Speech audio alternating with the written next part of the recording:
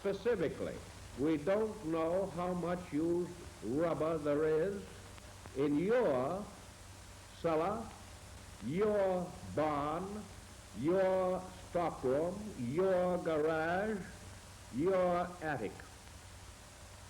The only way to find out is to get the used rubber in where it can stand up and be counted. And that is precisely what we propose to do. So we are setting aside the 2 weeks period ending on June 30th. We have set this period aside to get the old rubber in. We have asked the filling station operators, the thousands upon thousands of citizens who operate gas stations and garages from one end of the country to the other, to help.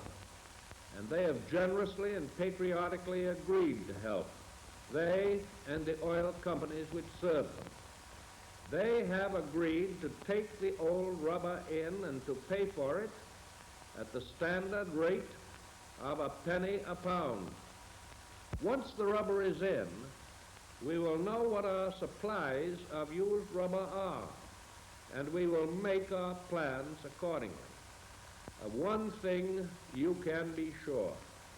We are going to see to it that there's enough rubber to build the planes to bomb Tokyo and Berlin. Enough rubber to build the tanks to crush the enemy wherever we may find him. Enough rubber to win this war.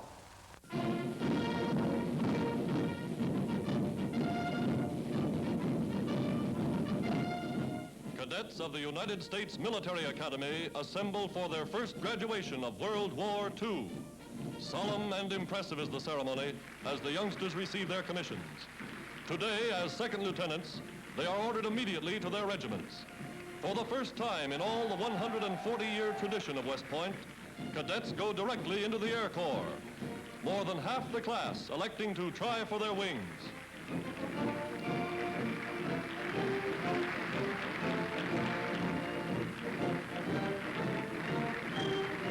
Its maximum wartime strength increased, the Corps has representation from every state in the Union, from the territories, and from Central and South America. Gone is the light-hearted, carefree spirit of peacetime graduation. Addressing this final assembly of their cadet days, the United States Chief of Staff, General George Marshall, forecast the role American troops are destined to play abroad. We have our men all through the Pacific, in Burma, India, and in China. Recently, they struck at Tokyo. They have wintered in Greenland and in Iceland. They are landing in Ireland and in England, and they will land in France.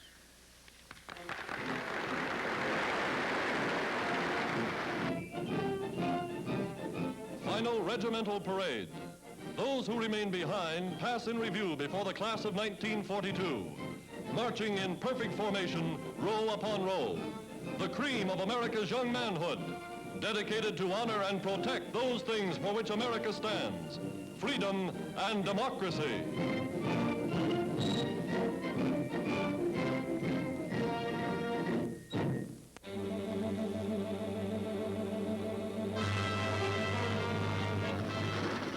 First pictures of the famous Yankee Flying Tigers in China. For many months, their bullets held open the Burma Road, beating a deadly tattoo upon the planes of Japan's Air Force. Former Army, Navy, Marine officers, transport pilots, they're the last of the world's soldiers of fortune. Today, they're a part of America's flying forces fighting the Battle of China.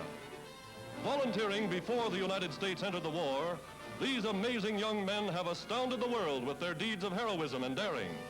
Their leader, 50-year-old General Claire Chennault, for 5 years advisor to the Chinese Air Force. His knowledge of Japanese aerial tactics he passed along to his American volunteers. Taking off from airfields literally paved by hand, the Tigers score for their first 90 days of fighting 470 Jap planes for 15 of the volunteers. 50 grinning Tiger Shark planes, wired together with spare parts from 50 more, were all they had to start with. Fighting in teams of 2, they concentrate their firepower. One reason for their amazing success against seemingly impossible odds.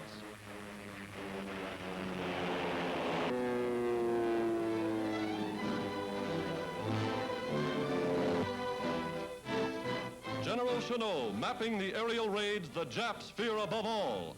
American Flying Tigers. A river steamer brings the King and Queen, during their comprehensive tour of Scotland, to one of the many industrial centres north of the border. Men of the Royal Navy, Merchant Service, and the shipyard workers are among those to be specially honoured. At Paisley, Her Majesty is greatly interested in what is being done at a day nursery for the children of war workers.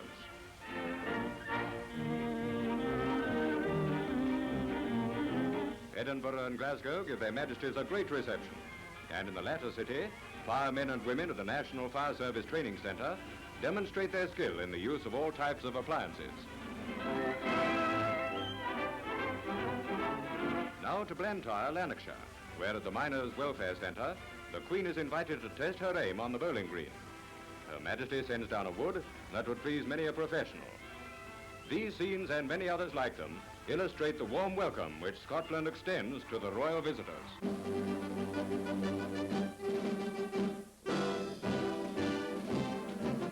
America honors Army nurses who served under fire in the Philippines. Heroines of Manila, of Bataan and Corregidor, their deeds have written an epic chapter in U.S. history. Mrs. Roosevelt looks on as 6 who came back received medals for valor. To student nurses, their courage is an inspiration. Caring for the wounded until told to go, they were the last to leave. On the home front, women enlist for less glamorous, less hazardous, but equally important work in industry. Replacing men who are called to the colors, these girls are operating one of the nation's biggest lumber mills.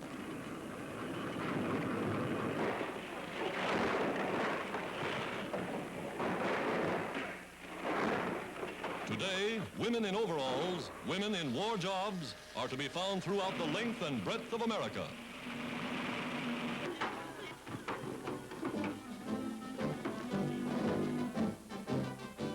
Even at Army proving grounds, the so-called weaker sex is doing a man-sized job. Testing tanks is just daily routine for this all-girl crew.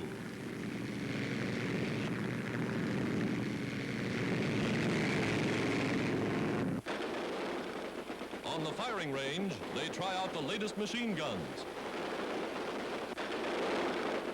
A 50-millimeter aerial defense weapon with plenty of kick.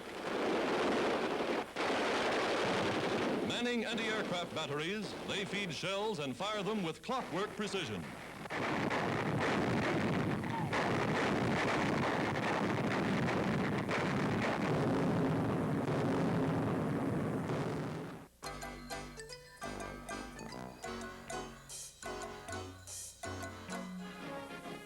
Hollywood's most famous movie stars leave the film capital to help the government sell war bonds. Irene Dunn, Ronald Colman, Hedy Lamarr, Greer Garson, all part of a contingent of some 50 screen celebrities giving their time and talents to aid the national war effort.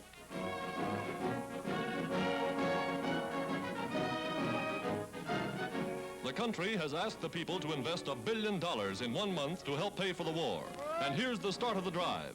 Boarding a special train for Washington, they'll tour 300 cities from coast to coast. Go to any city that agrees to subscribe at least $1 million.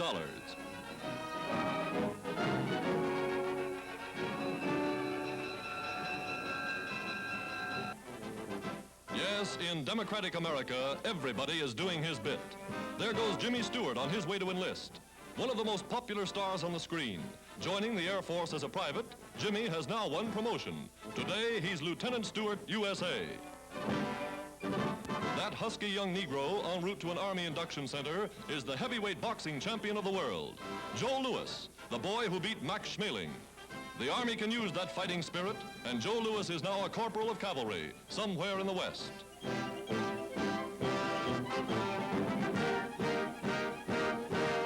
From all walks of life, even from the nation's highest tribunal, a Supreme Court Justice, Lieutenant Colonel Frank Murphy, answers his country's call. A veteran of the last war, he saw service overseas. Back in uniform, the judge is again ready for duty at the front. Moviegoers of years ago will remember Jackie Coogan. Charlie Chaplin made him famous as the Kid. Well, Jackie's in the Air Force now, a staff sergeant and qualified glider pilot. A movie star of modern times is sworn into service. Tyrone Power, hero of many a daring exploit on the silver screens of the world. He'll now play his greatest role as a leatherneck Marine. Somewhere in Egypt, President Roosevelt's eldest son, James, sees war as a major of Marines. Today, that experience stands him in good stead. For Communiqué's report, Major James Roosevelt is with the Marines battling in the South Pacific. Franklin Roosevelt Jr. is in uniform. His fellow officer is Douglas Fairbanks Jr., a lieutenant in the Navy. Young Doug, like his famous father, every inch a man, is serving with the fleet. Clark Gable, at 41, renounces his throne as America's most popular film star to join the United States Army Air Force. Enlisting as a private, his ambition to become a crack aerial gunner in the crew of a bomber.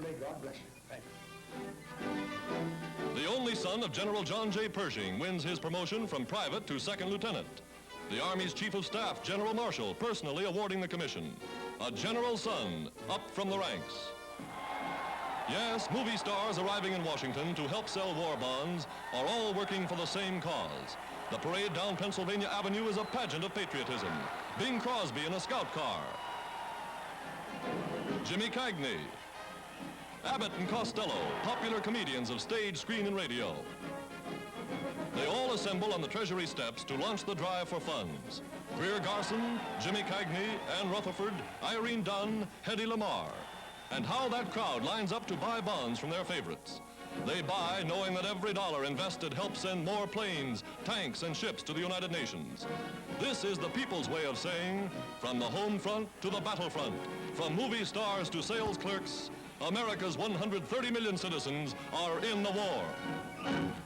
This parade, in case there's any question, is a beauty contest. But don't get the wrong idea. It's the rare birds that are being judged. Everything from powder-puff ducks to Korean geese. And the noted fur-bearing Flemish fowl proves to be the winner. Alexander the Swoose, half swan and half goose.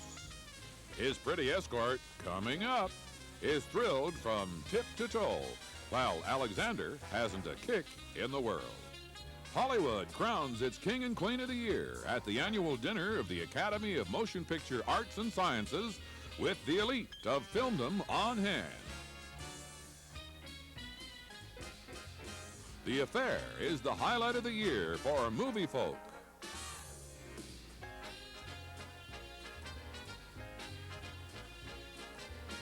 The winners, Gary Cooper, Joan Fontaine, Mary Astor, and Donald Crisp.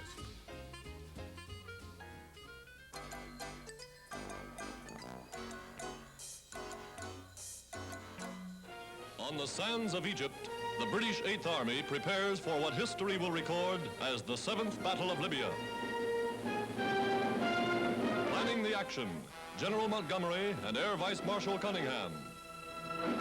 For weeks, the British prepared with a thoroughness bred of past experience. For weeks, vast supplies and equipment have poured in from England and America.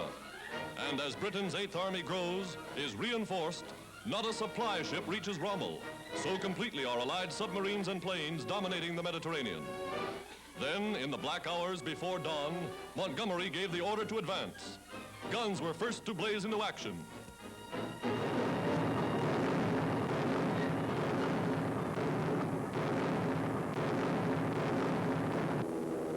Daybreak, and squadrons of Allied fighter planes take to the skies. The most powerful air fleet ever unleashed in the Middle East.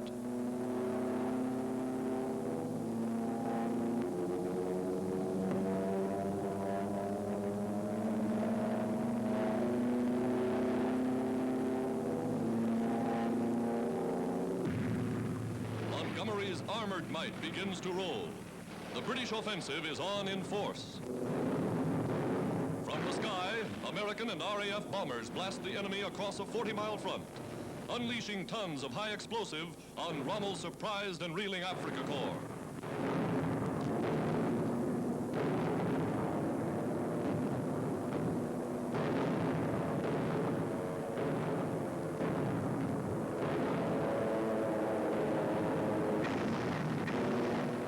Relentlessly, United States bombers press home the attack, concentrating on troop transports and supply lines. Yankee bombardiers and Britons repaying the Nazis for the strafing of helpless civilians who once fled along the choked and bleeding roads of Belgium and France.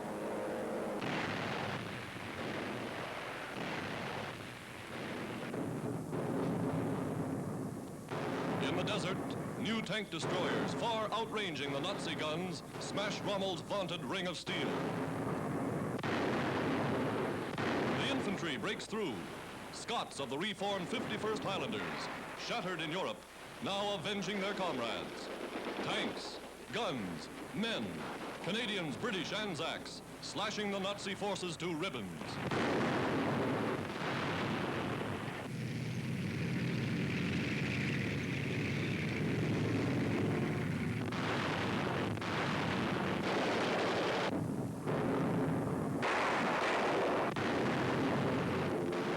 So complete is Allied air superiority that the Germans offer little resistance. Sailing above and through Nazi anti-aircraft fire, the bombers shoot down Messerschmitts that challenge their advance.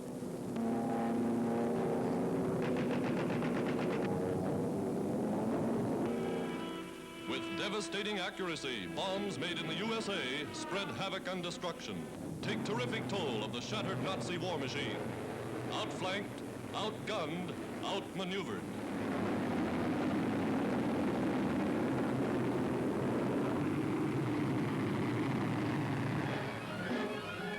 The roundup of prisoners, dazed, shell-shocked Nazis, remnants of the once proud Afrika Korps. Whole divisions of Italians, abandoned by their German masters, gave up, begged to be captured.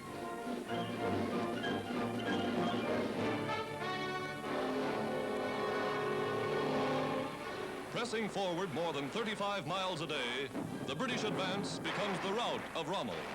Advancing past battered tanks where so-called Nazi supermen died in frenzied flight. The desert strewn with their dead. Here, the Nazi goal of conquest is buried in the sands of Africa.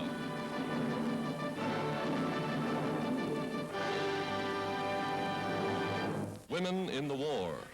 U.S. Navy nurses line up for inspection in their new summer uniforms. Every day, new legions are being called to active duty afloat and ashore. Ready to follow the fleet to any battlefront, these traditional angels of mercy know but one code: service to humanity. Women, as always, the heroes of all wars. In Washington, the commander of the newly formed Women's Army Auxiliary Corps begins her duties. A housewife and mother, she will direct an army of 250,000 women.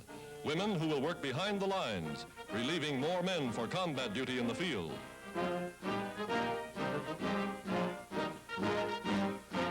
The first call for volunteers brings thousands to recruiting stations. Upon passing rigid examinations, they will undergo intensive training, live like regular soldiers under strict Army regulations. American women signing up to fight shoulder to shoulder with their men. The commander at the Capitol. For the first time in history, the Army now has an authorized army of women.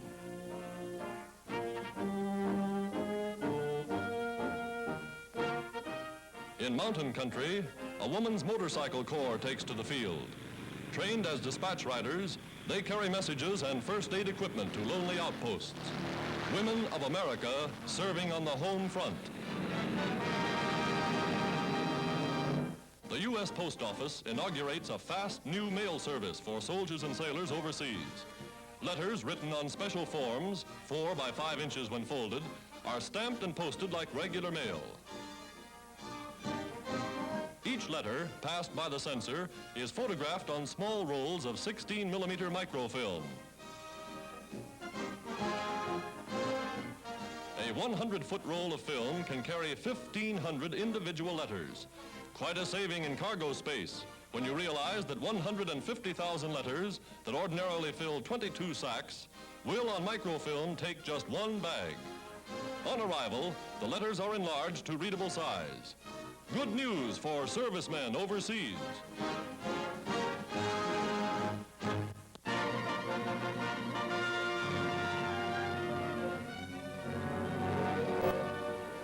Filmed under fire, These are the first pictures of America's great naval victory in the Pacific.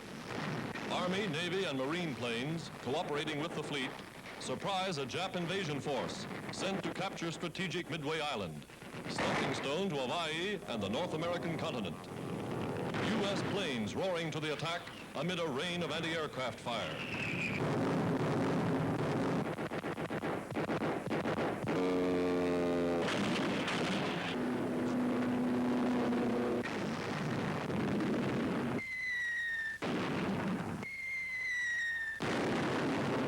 Below, a blazing enemy cruiser fatally hit, maneuvering to get away.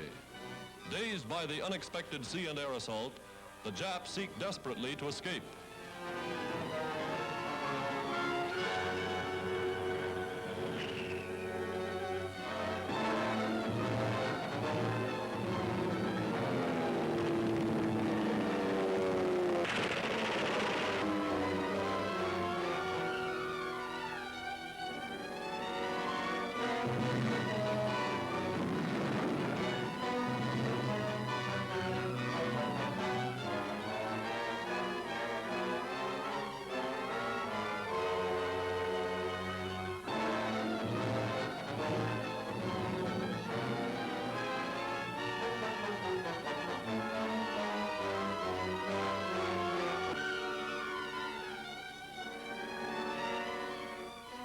The toll, 18 Japanese ships, cruisers, carriers, and destroyers, crippled like this or sent to the bottom. A blow more than equal to the defeat Japan suffered in the Battle of the Coral Sea.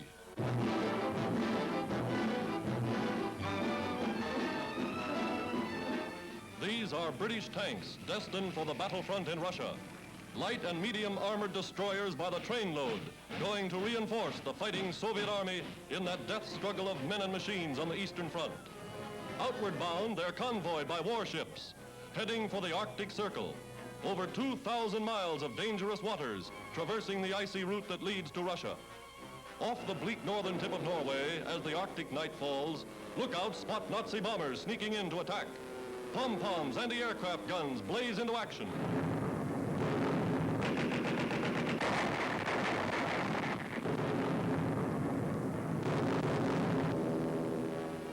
But the convoy goes through. Help for embattled Russia in a steady stream of iron ships and iron men. 70 tons of airplane.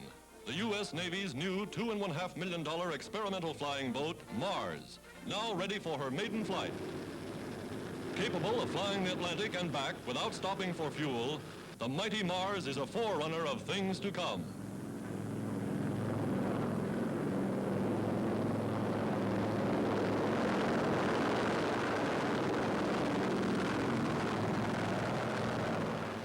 The contrast between a Navy patrol bomber and the giant amphibian is striking.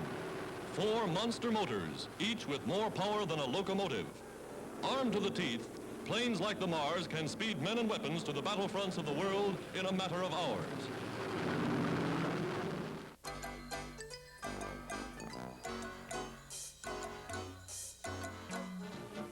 Tennis fans the world over hail Donald Budge and Bobby Riggs as 2 of the greatest exponents of the game. At Long Island's famous Forest Hills, the Wimbledon of America, they meet for the National Professional Championship. Budge serving, 26 years old, Don holds more titles than any man in tennis, and he's winning again. Europe remembers the Yankee redhead for his brilliant performances with the Davis Cup team.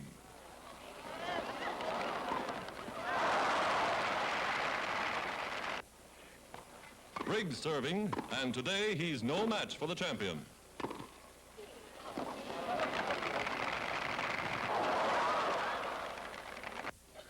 Budge now serving in the far court, and this time Riggs wins a point.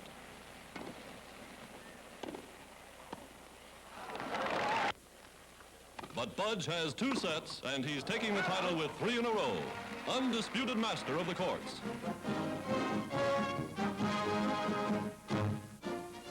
The greatest lineup of champions to take the field since the last Olympic Games features the American Athletic Union track meet at New York City.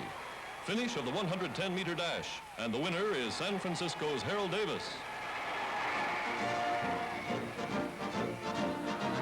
In in classic Greek style, America's champion heaving the 16-pound shot put nearly 60 feet. Here they go in the 110-meter high hurdles. Sports playing an important part in the physical training program for America's youth. Watch the youngster nearest the camera. A university student, he wins the title in 14 seconds.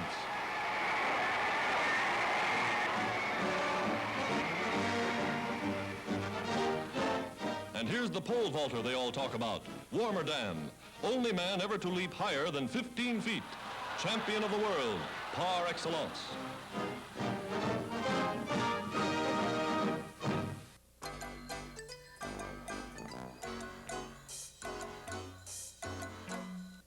Parts of New Rochelle are still 45 minutes from Broadway, so the soldiers at Fort Slocum have written and produced their own musical comedy, Swing Fever. And maybe you think these boys, chorus girls, can't swing it in real professional style.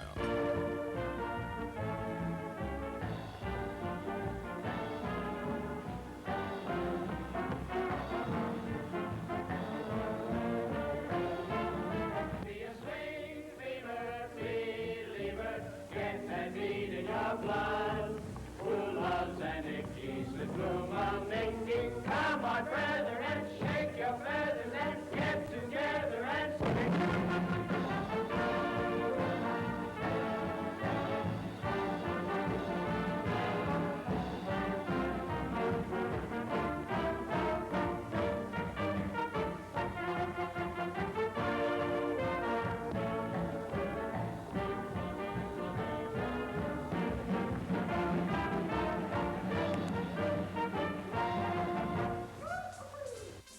Dayton conducts its third all-out drive for scrap metal and junk, with Boy Scouts and other children doing a great job. Have you missed your old auto by any chance? More than 1 million pounds of junk is collected. The money resulted from its sale to war plants will be divided between civilian defense needs and a servicemen's club.